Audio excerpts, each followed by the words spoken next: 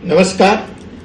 आज की जो हमारी ये श्रृंखला है, आपको मैंने पिछले वीडियो में, पिछले एपिसोड में कैसे 143 साल पुरानी संपत्ति पर सरकारी मंत्रालय, सरकारी विभाग ने कब्जा कर लिया, उससे कैसे मुक्ति मिली, उससे कैसे 2 अबला बहनों को मध्य प्रदेश में निजात मिली, उनको कैसे अपना संपत्ति पे हक मिला, उसके बारे में बात की थी। आज के हम इस एक महत्वपूर्ण एपिसोड में फिर आपके सामने लेकर आए हैं संपत्ति विवाद से ही संबंधित एक और मामला। यह मामला दिल्ली उच्च न्यायालय, दिल्ली हाई कोर्ट से आता है, जहां फैसला आने में 26 साल लगे। यह मामला आपसी पारिवारिक विवाद का है।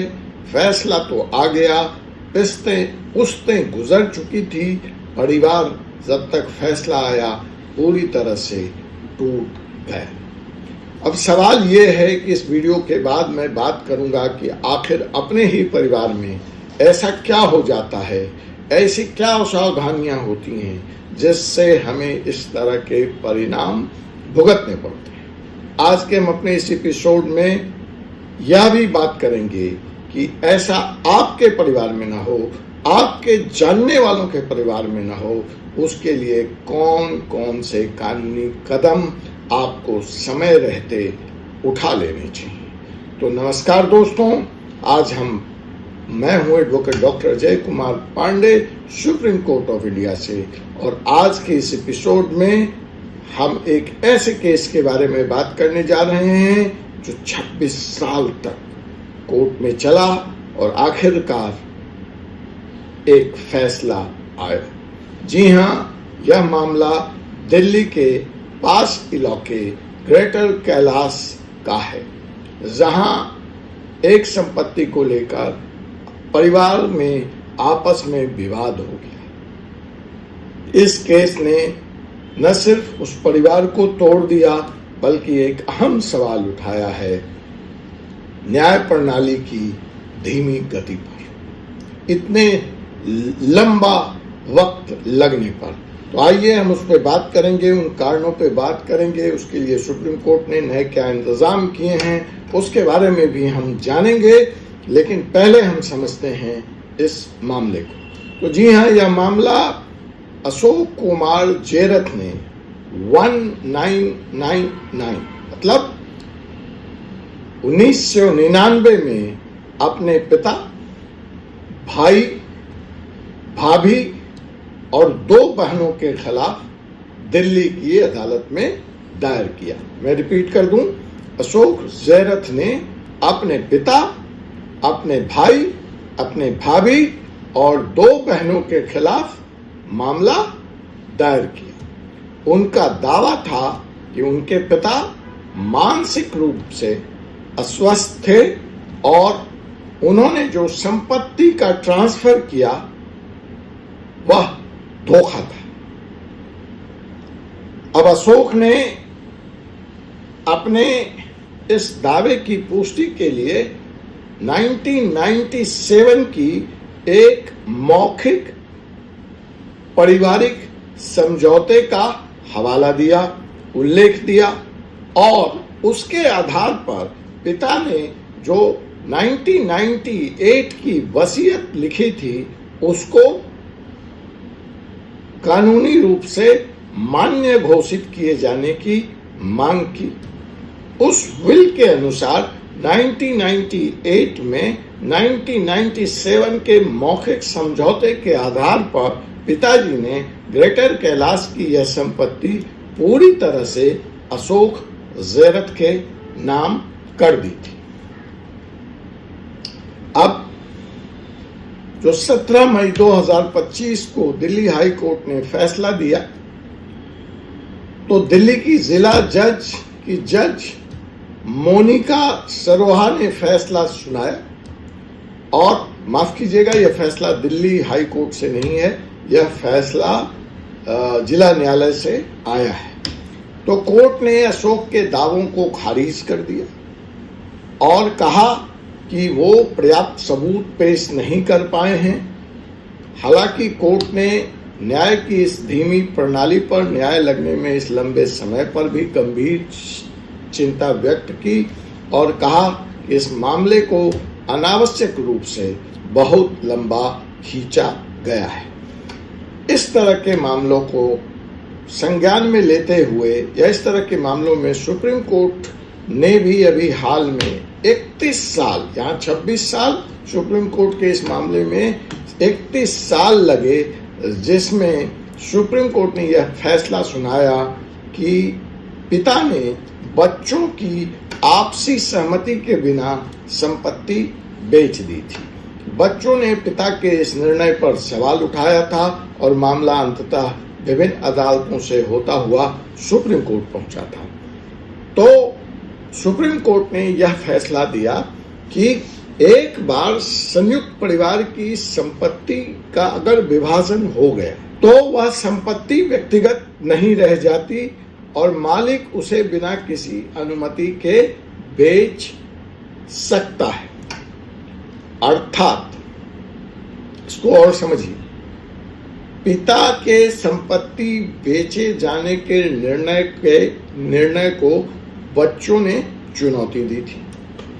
सुप्रीम कोर्ट यह कह रहा है कि अगर पुश्तैनी प्रॉपर्टी है, पीछे से चली आ रही है और उसका विभाजन हो गया, अब पोट्री है, अब उसके डिटेल में जाना यहाँ इस वीडियो में संभव नहीं है कि class 1 hire, class 2 hire, class 3 hires के बीच में वो संपत्ति बढ़ती है। तो यहाँ संक्षेप में यही है कि अगर उस संपत्ति का विभाजन हो गया, अर्थात जो अगर वो पीछे से पुश्तैनी संपत्ति आ रही है तो उसमें क्लास 1 हायर्स के बीच में अगर वो संपत्ति बट गई तो फिर उसके बाद किसी को किसी से अनुमति लेने की जरूरत नहीं है, एनओसी लेने की जरूरत नहीं है। तो इस केस में भी ऐसा देखा गया कि इस संपत्ति का विभाजन हो चुका था और पिता ने जो संपत्ति बेची वह उनके हिस्से की संपत्ति थी।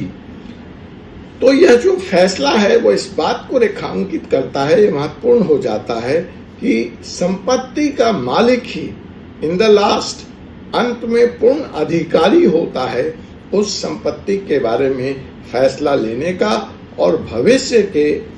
और इस स्पष्ट फैसले के आने के बाद से यह स्पष्ट हो गया कि इस तरह के भूमि विवाद, संपत्ति विवाद सिर्फ इस यार्ड स्टिक पे कि मालिकाना हक किसका है, बेचा नहीं बेचा, बेच सकता है नहीं बेच सकता है, गिफ्ट दे सकता है नहीं दे सकता है, सबका एक ही 1 पॉइंट फॉर्मूला होगा कि मालिकाना हक विभाजन हो चुका है, मालिकाना हक आया या नहीं आया, आ गया बात खत्म, नहीं आया आप नहीं बेच सकते।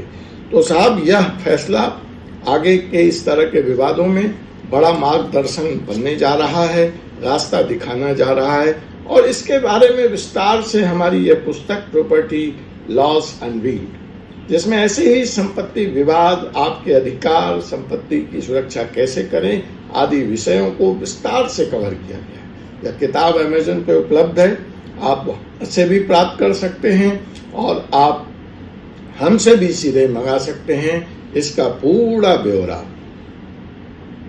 डिस्क्रिप्शन में उपलब्ध करा दिया गया है। धन्यवाद। तो आइए हम चलते हैं आज के मुकदमे में आगे। अब यह जो फैसला है, यह जो दिल्ली की अदालत का फैसला है और सुप्रीम कोर्ट का फैसला है, उसमें आम जनता के लिए क्या सीखने वाली बात है, क्या समझने वाली बात है।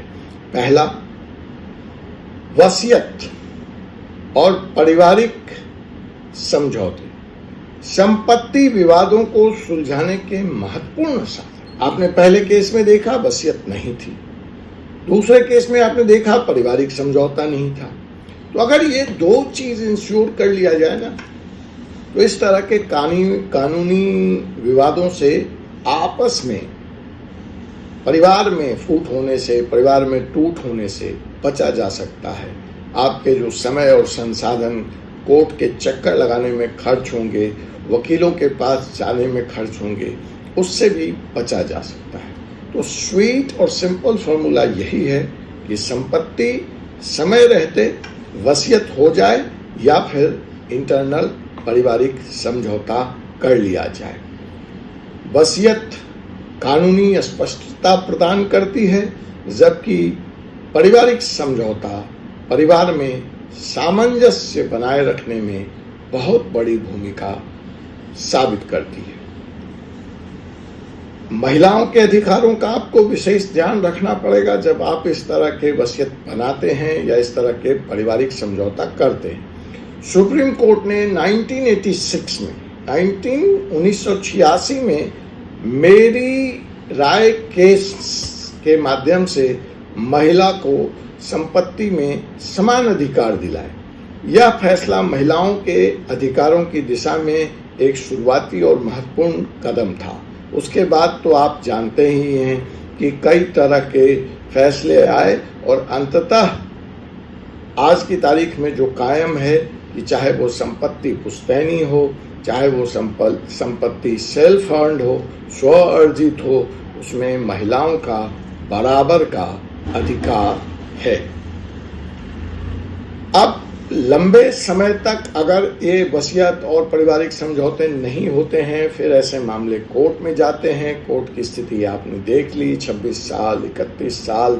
तो लंबे समय तक चलने वाले केस न सिर्फ परिवारों को तोड़ते हैं बल्कि न्याय प्रणाली की विश्वसनीयता पर भी सवाल उठाते हैं। समय पर न्याय होना और मिल जाना आवश्यक है। एक और बड़ा महत्वपूर्ण केस इस बारे में मुझे याद आ रहा है, वह है चैत्र कुंदापुर केस।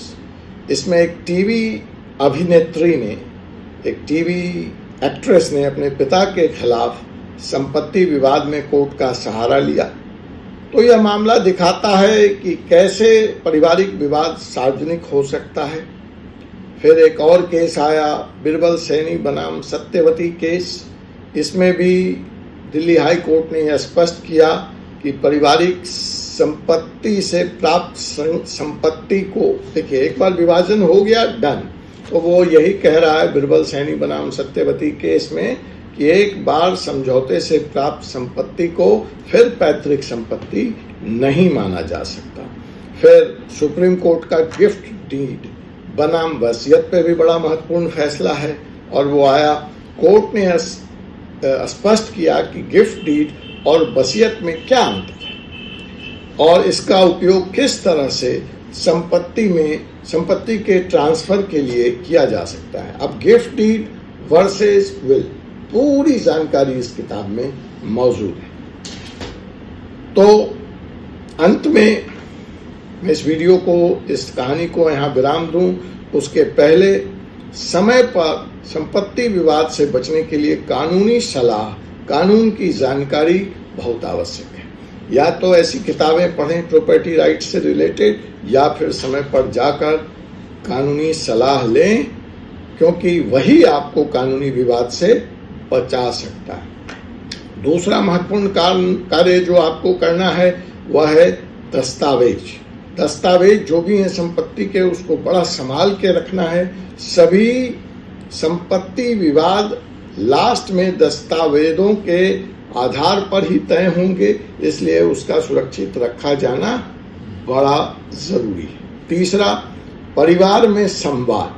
परिवार साथ बैठे विवाद में खुले मन से संवाद करे और समझौता पत्र बनाए ताकि विवादों से बचा जा सके। लास्ट बट नॉट लीस्ट, न्याय प्रणाली में भी सुधार की आवश्यकता है। ऐसे मामलों में इतना लंबा समय लगना उचित नहीं है और इससे न्याय प्रणाली पर की क्रेडिबिलिटी पर, विश्वसनीयता पर भी सवाल उठता है। तो न्याय प्रणाली को के लिए गति बढ़ाना आवश्यक है, सुधार की जरूरत है ताकि समय पर लोगों को न्याय मिल सके। सुप्रीम कोर्ट ने इस बारे में बहुत अहम कदम उठाया है, लेकिन वह कदम क्रिमिनल लॉ के बारे में है, क्रिमिनल केसेस के बारे में है। सिविल पर अभी सुप्रीम कोर्ट ध्यान नहीं दे पा रही है। लेकिन इसमें एक बात और है, इसमें बहुत सारी पार्टीज हैं, ठीक है। सुप्रीम कोर्ट चाह भी लेगा, हाई कोर्ट चाह लेगा तो नहीं होगा। अब उस पर हम कभी और चर्चा करेंगे। मसलन अगर मुझे अभी ध्यान आ रहा है तो दिल्ली में इस बात के संघर्ष चल रहे हैं कि पिछली सरकार ने हाई कोर्ट से के इस फैसला हो जाने के बाद, बजट स्वीकृत हो जाने के बाद भी जो कोर्ट के निर्माण होने थे वो नहीं किए। अब इस पे अदालत क्या करे? एक तो और ऐसा केस हुआ कि जो जमीन अदालत के लिए दी गई थी उस पर जो उस समय की दिल्ली सरकार थी केजरीवाल जी की, वो अपना दफ्तर बना के बैठ गई। अब उसको खाली कराने में ही वर्षों लग गए। तो बहुत सारे मसले हैं। अभी चंडीगढ़ का मामला मैं पढ़ रहा था, जहां जो एक सैंक्शनड स्ट्रेंथ है वो 60 की है। अब वहां मुश्किल से 20 या 25 जज रह रहे हैं। अब सरकार जो अदालत है वो कह रही है कि हमने तो 2 साल पहले ही सरकार को प्रस्ताव भेज दिया जजेस की नियुक्ति के लिए। अब वो नियुक्ति नहीं कर रहे तो हम क्या कर रहे? अच्छा, सरकार इसको नियुक्त भी कर देगी तो सुप्रीम कोर्ट कॉलेजियम से जब तक वो पास नहीं होगा तो नियुक्ति नहीं हो सकती। तो बड़े पेंच हैं, उस पर हम कभी और चर्चा करेंगे। लेकिन इस बात में कोई पेंच नहीं है कि समय पर जनता को न्याय मिलना चाहिए। अगली वीडियो में कुछ और ऐसे ही विषय संपत्ति विवाद से जुड़े लेकर मैं आऊँगा। तब तक के लिए मुझे एडवोकेट डॉक्टर जय कुमार पांडे को अनुमति दीजिए। जय हिंद, जय भारत। चैनल को सब्सक्राइब करना, लाइक करना और शेयर करना बिल्कुल न भूलें। धन्यवाद।